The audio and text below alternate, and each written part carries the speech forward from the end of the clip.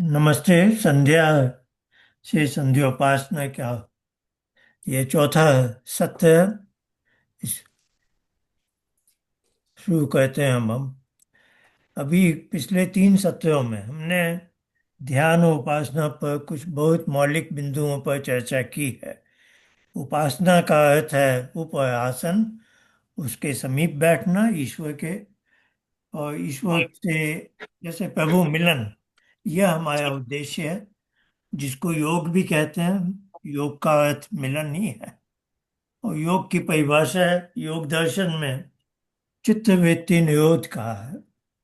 तो हमने देखा पहले ही दिन में कि चित्त वृत्ति निरोध का जो ऋषियों का द्वारा बताया उपाय है, सांख्य 3:33 और योग दर्शन का 1:34 में, कि श्वास प्रक्रिया को रोक कर निरोध करके छर्दन यानी श्वास को बाहर फेंक कर चित्त की जो अवस्था है उसको हमें पकड़ के रखना है अधिक से अधिक देर तक। लेकिन इसका लगभग 1000 वर्ष या उससे भी बहुत अधिक समय से इसका गलत अर्थ, इन सूत्रों का अर्थ प्राणायाम पर चल गया कि श्वास को बाहर फेंकना, और विधारणा का अर्थ ले लिया कि वायुमंडल के वायु को धारण करना। जबकि सही अर्थ है कि चित्त की जो अवस्था अभी हमें प्राप्त हो गई है उसको प्राप्त करना। तो मेरे सांख्य भाष्य में ये सब बातें बताई गई हैं। फिर हमने देखा चित्त वृत्ति निरोध का ये उपाय तो गलत बताया ही लोगों ने। चित्त क्या है इसके बारे में भी गलत धारणा। और चित्त पर वृत्तियां कहाँ से आती हैं? अहंकार से। वो भी हमने पिछली बार देखा। सांख्य में पूरे मन के बारे में तीनों मन की जो इकाइयां हैं, बुद्धि, अहंकार और मनस, और बुद्धि ही जब विचार चिंतन बंद कर देती है तो चित्त के आधार पर आ जाती है। तो हम ध्यान उपासना के और भी कुछ बिंदु यदि समय मिला तो लेंगे।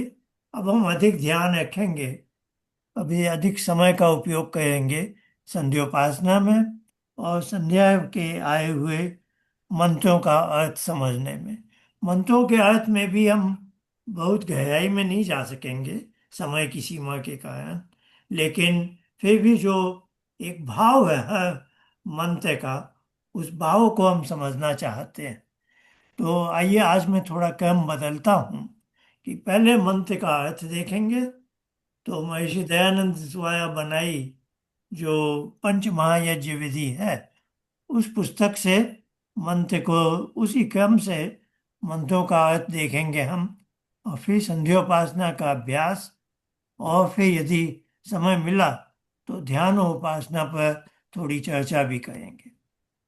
अभी पिछले सत्र में हमने जो संध्या का पहला मंत्र है जो आचमन के साथ किया जाता है, शन्नो देवी भिष्टया, उसका अर्थ हमने देखा था, उस पर चर्चा की थी। आज हम उसके आगे चल रहे हैं। उसके अगले मंत्र आते हैं जो इंद्रिय स्पर्श मंत्र हैं। तो हमें कहा गया है कि हम अपनी उंगलियों से इन शरीर के इन अंगों का स्पर्श करें।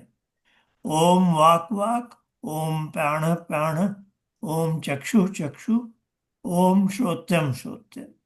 ये जो चार मंत्र हैं ये मुखमंडल में है। और वाक वाक ये वाणी मुंह का है। फिर नासिका जो प्राण वायु को ग्रहण करती है। फिर आंख और कान को हम स्पर्श करते हैं। ये चार मंत्र हैं जो छोटे छोटे मंत्र हैं। इनका संबंध मुखमंडल से है, क्योंकि मनुष्य के शरीर में यही हमारा प्रधान अंग है। फिर हम मध्यम भाग में जाते हैं तो नाभि, हृदय, कंठ, और वापस सिर पर आते हैं। और फिर अंत में हम बताते हैं ऐसा हम क्यों कर रहे हैं। ओम बाहुभ्याम यशो बलम। तो हम इन सब इंद्रियों में, इन सब शरीर के अंगों में हम बल चाहते हैं, जो उनकी शक्तियां हैं वो बलवान बनी है। और बल ऐसे ही कोई गलत काम करने के लिए नहीं, हमें यश दिलाए, हमें अपयश न दिलाए, तो हमें यशस्वी बनाए और बलवान बनाए। फिर अंत में हम जो हमारे बल का स्थान भुजाओं में जो बल है वही माना जाता है, तो उसको बाहुभ्याम यशो बल। तो मुखमंडल और मध्य भाग के शरीर के 4 मंत्र देख लिए। उसके बाद समापन किया कि हमें बलवान बनना है, और बलवान भुजाओं का बल होता है, तो वहाँ 9वां मंत्र है बाहुभ्याम यशो बल। फिर समापन है कयतल कर पृष्ठे। जैसे ये हमारे 2 हाथ हैं, तो ये जो करतल है, जहाँ ताली पीटते हैं हम, तो ये मेरे सामने है। और कर पृष्ठ, पृष्ठ है पीठ का भाग, तो हाथों के इधर का भाग जो दूसरों को दिखाई देता है। तो यहाँ कुछ ऐसी भावना है कि हमें यशस्वी और बलवान तो बनना ही है। मुझे भी मेरे कर्म अच्छे लगे जब मैं अपने हाथों को ऐसे देख रहा हूँ, और दूसरों को भी मेरे कर्म अच्छे लगे। तो ये भावना है इंद्रिय स्पर्श मंत्रों की, जिसमें इंद्रियां भी आ गई, क्योंकि हम बोल ना सके, हमारी रसना ठीक ना काम करे, नासिका, आंखें और कान, देखना और सुनना, ये बहुत महत्व रखता है। और फिर शरीर के जो अन्य अंग हैं, नाभि प्रदेश है, हृदय में तो यह हमारा एक तरह का वाइटल ऑर्गन है ना। जैसे 5 हमारे प्राण कहलाते हैं, प्राण अपान व्यान समान उदान। तो जो एक प्राण बल है वो हृदय का, ये छाती की बाईं तरफ वाला, इसको हृत्पिंड भी कहते हैं। तो ये मैंने अभी इसलिए कहा कि ये एनाटॉमिकल हृदय है। उपासना के संदर्भ में वेद उपनिषद आदि ग्रंथों में जब हृदय शब्द आता है, तब वो जो मैंने पहले दिन बताया था, हृदय गुहा, जहाँ हमारा आत्म तत्व अपने मन के खोल के साथ बैठा हुआ है मूर्धा प्रदेश में। तो ये तरह से शरीर के इन अंगों को हम स्पर्श कहते हैं। इसके अगले सेट है जो, उसको हम महाजन मंत्र कहते हैं। और ऋषि दयानंद ने कहा है कि यदि जल उपलब्ध हो तो संध्या के समय जब हम बैठते हैं, तो हमें उंगलियों को गीला करके इन इंद्रियों को और शरीर के अंगों का स्पर्श करना है। तो इन्हें तो इंद्रिय स्पर्श का, अगले मंत्रों को हम कहते हैं मार्जन मंत्र, है ना। तो यहाँ आया अथेश्वर, ईश्वर की प्रार्थना पूर्वक मार्जन मंत्र। तो शरीर के वही अंग हैं, लेकिन क्रम भी थोड़ा अब जरा अलग तरह का है ना। पहले आपने यदि ध्यान दिया हो, तो वाणी से मुख में जब मैं हूं, तो मुंह, नासिका, आंख और कान जैसे नीचे से ऊपर जा रहा हूं।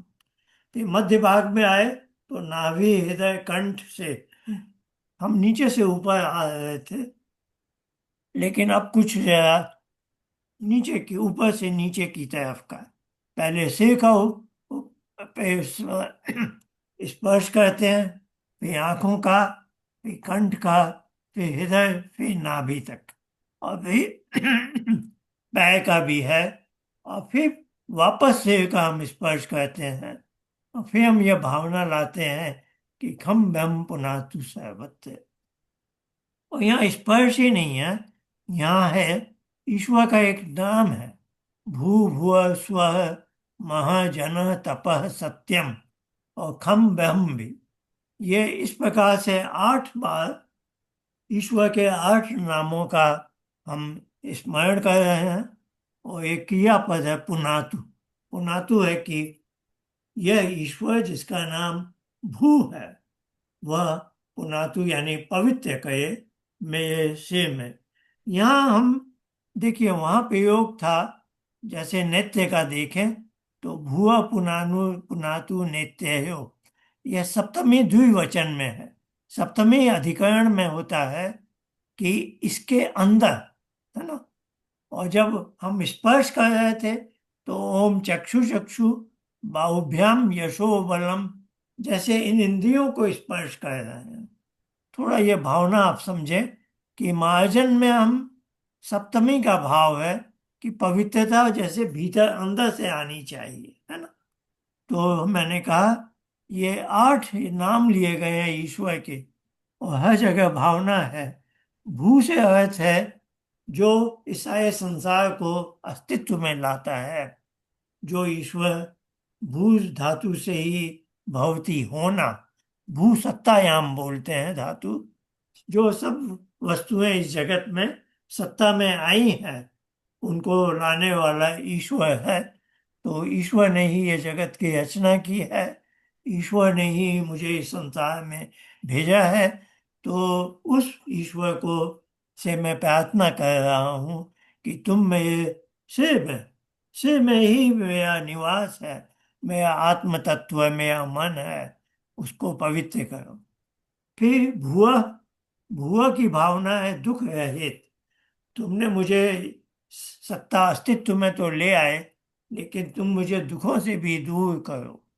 तो भुआ पुनातु नेत्रो, तो मेरी आंखों में कुछ ऐसी शक्ति आए, ऐसी पवित्रता आए कि मैं जिसको भी देखूं उसका दुख छीन लो, उसके दुख का हरण कर सकूं। स्व है दुख के हटाने के बाद सुख देना। तो स्व शब्द का अर्थ है सुख स्वरूप, है ना। तो ईश्वर सुख स्वरूप भी है।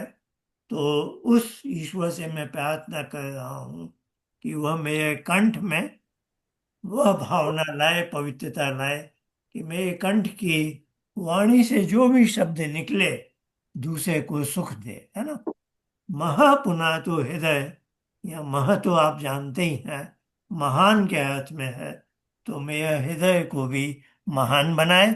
जनः पुनातु नाभ्याम, नाभि प्रदेश में प्रजनन के अंग हैं, उनके कारण संसार में बहुत गड़बड़ भी होती है, उनमें प्रजनन की भावना लाए।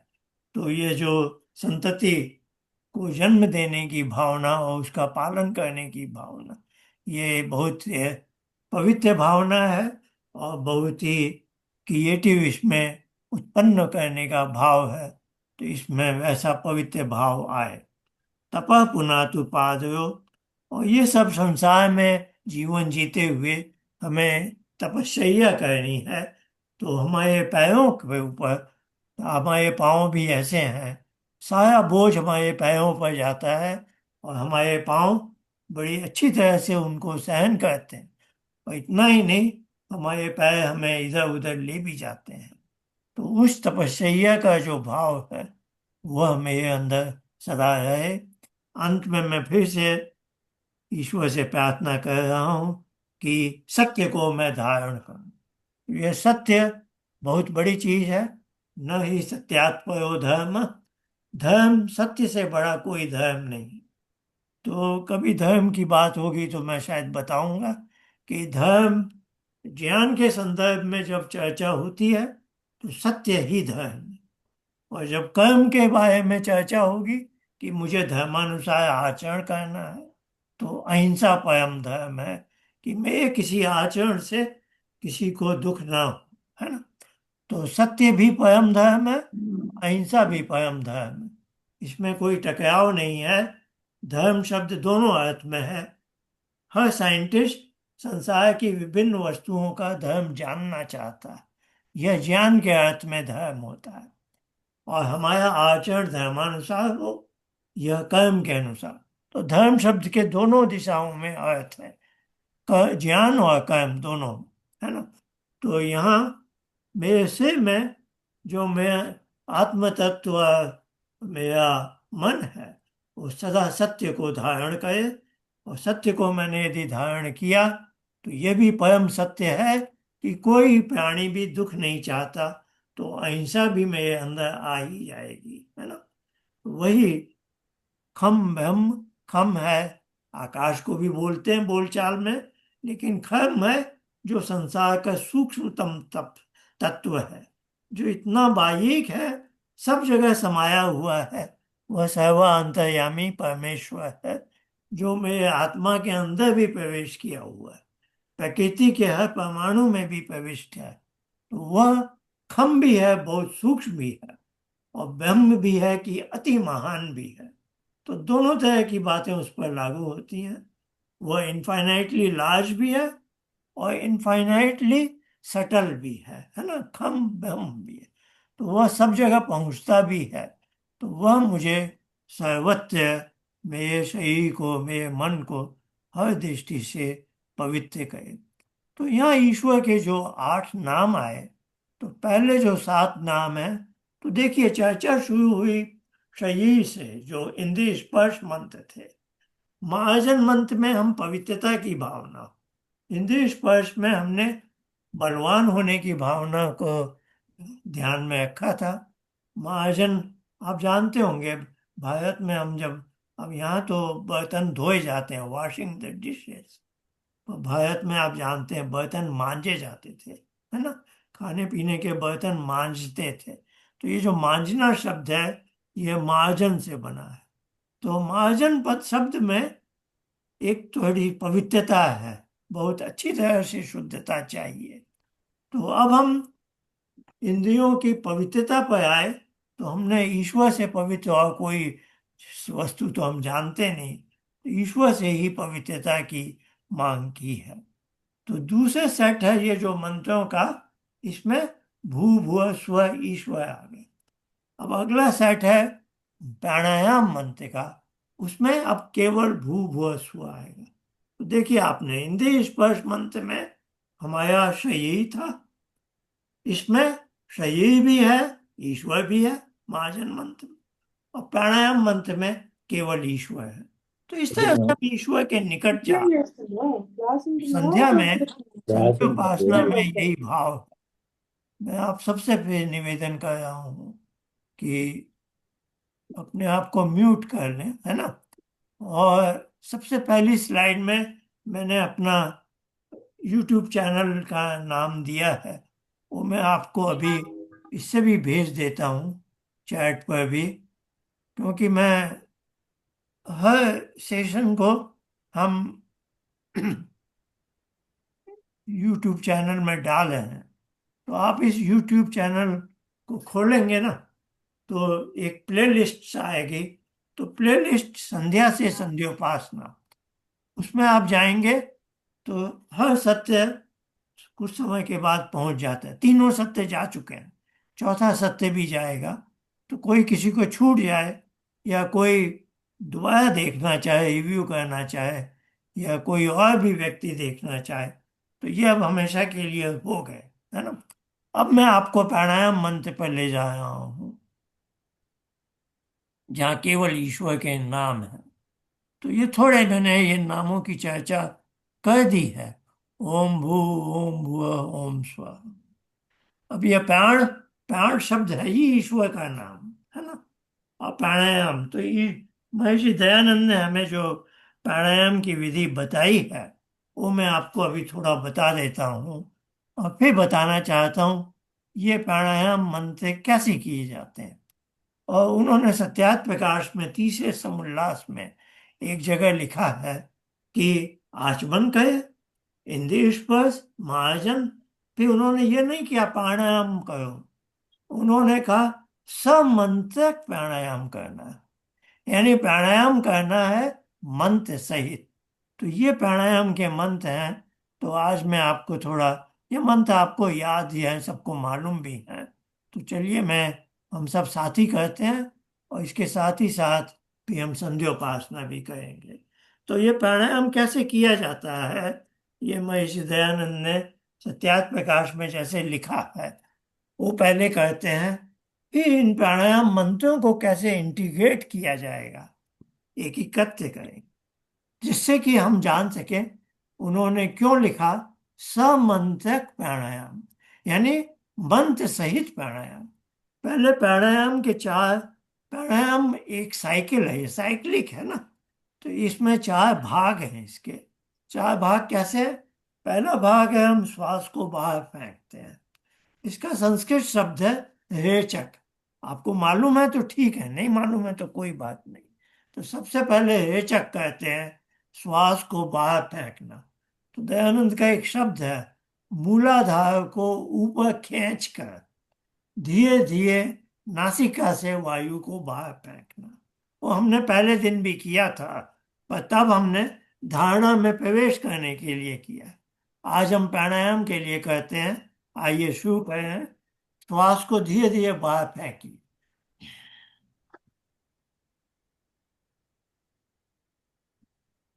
ये हुआ रेचक। अब इसको बाहर रोके रखना है, जैसे कि पूरा सिस्टम एयर टाइट है। अभी वायु अंदर नहीं जा रहा और बाहर भी नहीं जा रहा। इसको कहते हैं बाह्य कुंभक। अब हम श्वास को अंदर लेंगे।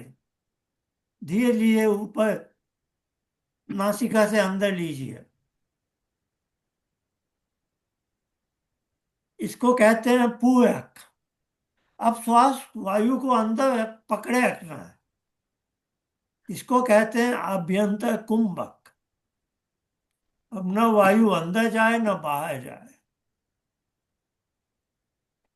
अब ये हुआ ऐसे एक प्राणायाम। आप समझ गए होंगे। फिर से मैं दोहराता हूं। एक प्राणायाम के चार अंग हैं। श्वास को बाहर फेंकना, इसका नाम है रेचक। फिर सिस्टम को एयर टाइट रखना, कि श्वास को बाहर रोके हुए हैं, ना वायु अंदर जा सकता है ना बाहर आ सकता है। इसको कहते हैं कुंभक। कुंभ यानी एक कलश जैसा। कलश में जैसे वायु हमने बांध करके रखा हुआ है, और बाह्य क्या है कि कलश बाहर है, तो उसको कहते हैं बाह्य कुंभक। फिर जब जीव मिचलाने लगे, महर्षि दयानंद का शब्द है कि जब बेचैनी होने लगे, कोई जबरदस्ती नहीं करनी है, उतना ही करना है जो सहज भाव में हो जाए। तो जब बेचैनी होने लगे तो श्वास को अंदर लेना है धीरे धीरे, नासिका के माध्यम से। इसको कहते हैं पूरक। पूरा करना, पूरा भर लेना। और जब ये भर जाए तो फिर कुंभक कहते हैं। कुंभक यानी सिस्टम को एयर टाइट कर दिया, अब बाहर या अंदर नहीं जा सकता। और इसको आभ्यंतर कुंभक कहते हैं, कि ये अब जैसे कलश में है, अंदर है। ठीक है ना। तो रेचक, बाह्य कुंभक, पूरक और आभ्यंतर कुंभक, ये चारों मिलकर एक प्राणायाम हुआ। महर्षि दयानंद का कहना है न्यूनतम 3, अधिकतम 21 प्राणायाम करने हैं। आप समझ गए। तीन, कम से कम 3 करने हैं, अधिक से अधिक 21 करने। अब समअंतक प्राणायाम क्या है, ये मैं आपको बता रहा हूँ। ये आप एक साइकिल समझ गए। अब जब आप बाह्य कुंभक में होंगे, बाह्य कुंभक में जब श्वास रोके हुए हैं, तो मन ही मन में बोलेंगे ओम भू ओम भुव ओम स्व। है ना। ये जो प्राणायाम मंत्र 7 वाले हैं, तो इसके पहले 3 को बोलना है मन ही मन। और जब आभ्यंतर कुंभक होगा तो मन ही मन में सातों मंत्र बोलने हैं। पर आपका जी मिचलाने लग जाए तो जबरदस्ती मत कीजिए, अगले पे चले जाइए। आइए अब एक प्राणायाम हम कहते हैं समंतक, है ना। शुरू करते हैं रेचक से।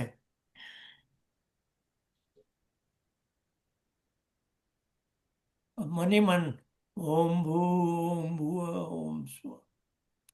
अब पूरा कीजिए।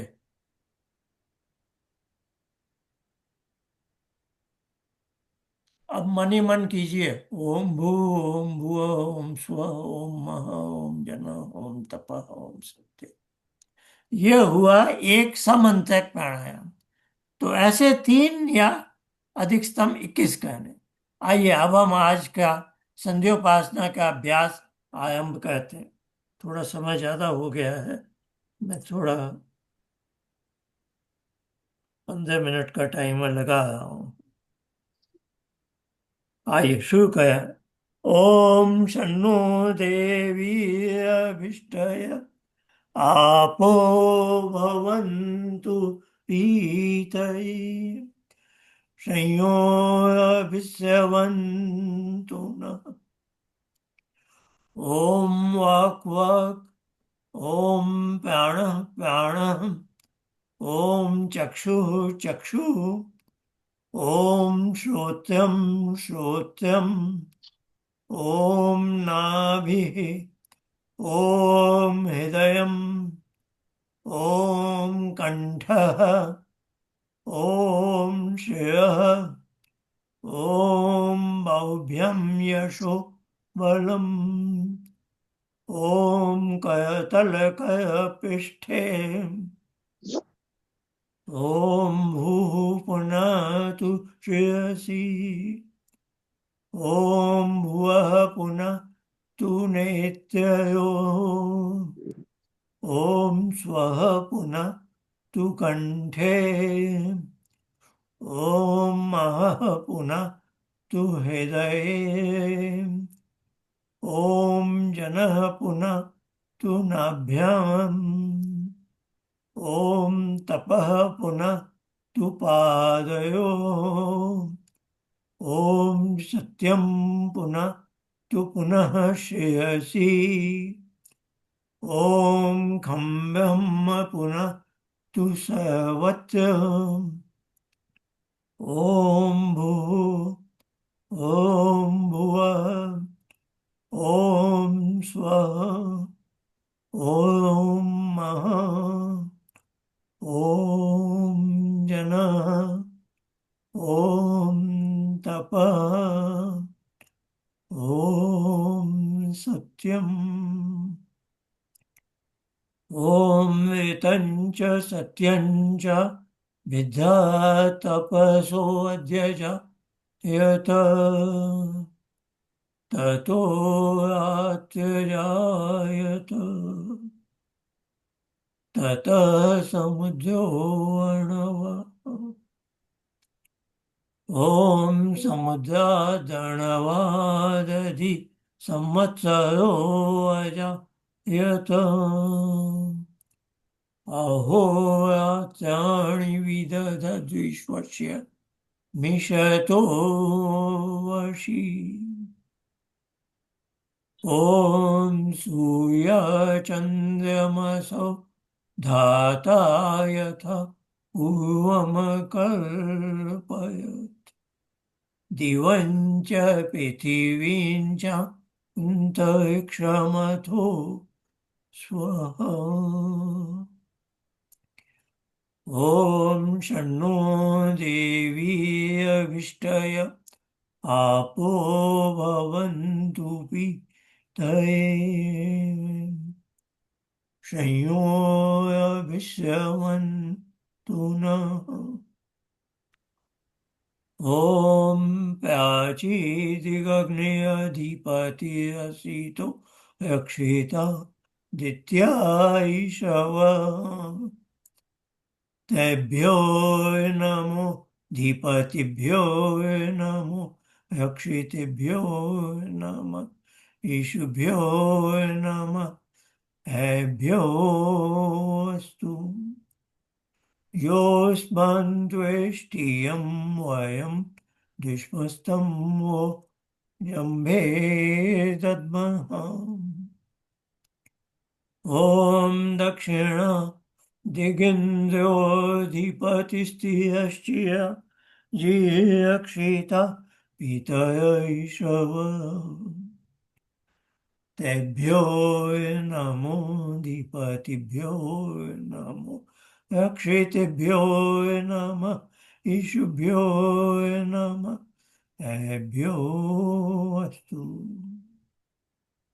योऽस्मान् द्वेष्टियं वयं दुष्मस्तं वो जम्भे दद्मः ॐ प्रतीचीदिग्वरुणो धीपतिः पदा को रक्षितान् निशवः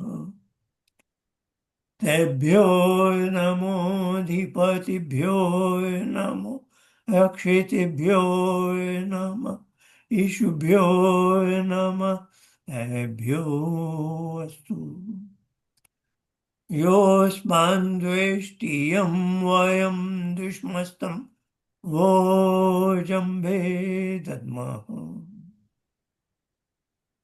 ॐ उदीचीदिक्षो मोऽधिपतिः रक्षिता शनिशौ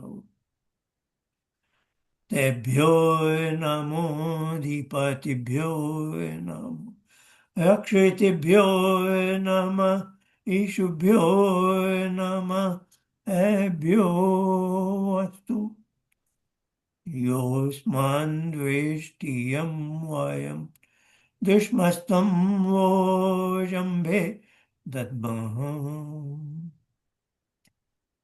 ॐ ध्रुवादिग्विष्णुमयाधिपतिः कर्माशगीवो रक्षितावे उदयिषव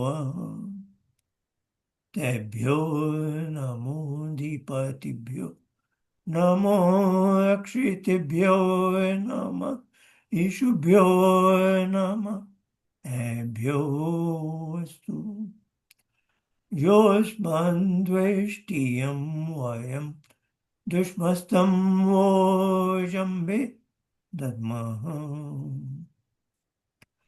ॐ ऊर्ध्वादिग्बृहस्पतिरधिपतिः श्रुतो रक्षिता वर्षमिषव तेभ्यो नमोधिपतिभ्यो नमो रक्षितेभ्यो नमः ईशुभ्यो नमः एभ्यो अस्तु योऽस्मान् द्वेष्टियं वयं दुष्मस्तं वो जम्भे दद्मः ॐ तमसस्वयि स्वः पश्यन्त उत्तरम्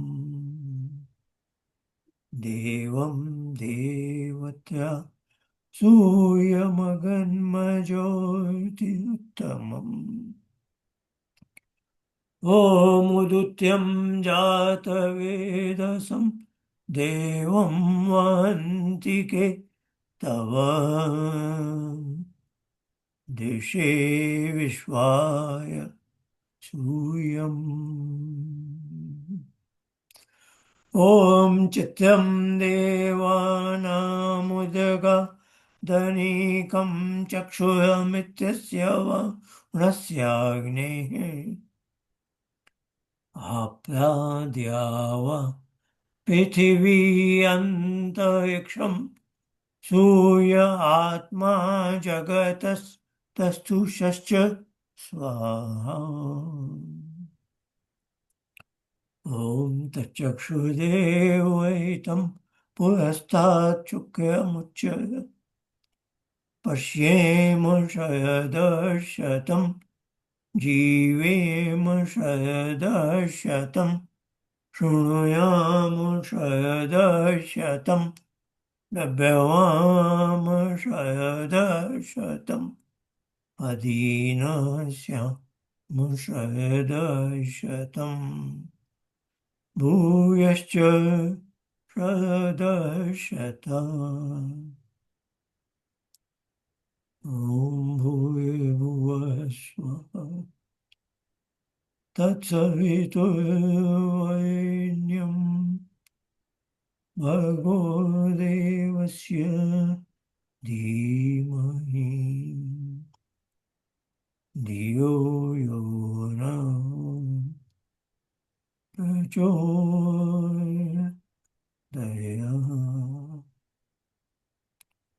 आज ओम करके छदन और विधान ओ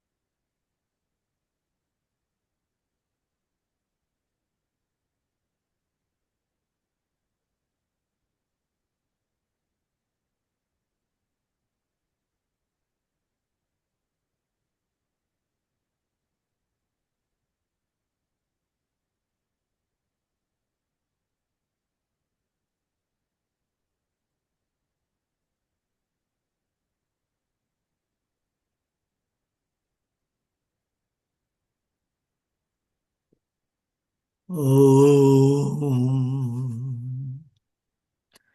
ईश्वरानिधे भवत्कृपयानि जपोपासनादिकर्मणाम् धर्मार्थकाममोक्षाणाम् सद्य सिद्धि भवेन्। ॐ नमः शम्भवाय च भयो भवाय च नमः शङ्कराय च मयस्कराय च नमः शिवाय च शिवतराय च। ओम शांति शांति शांति।